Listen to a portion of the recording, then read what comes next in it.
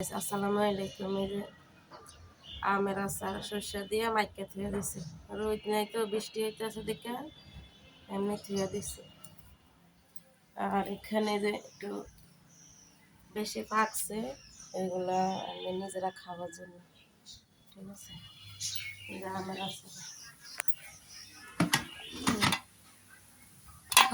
First মরিচ, আবার এই যে এমনি বাড়া মরিচ ব্লান্ডার করে থুইছি, এইগুলো দিব। তারপরে চাপা শুটকির ভর্তা, মরিচ, চাপা শুটকি, যে পেঁয়াজ পেঁয়াজ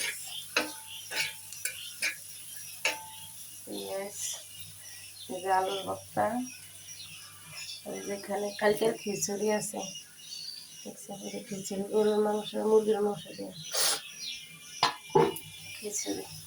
আজকে এতটুকু রান্না হয়ে গেছে। ঠিক আছে, কেমন হয়েছে অবশ্যই কমেন্টে জানাই।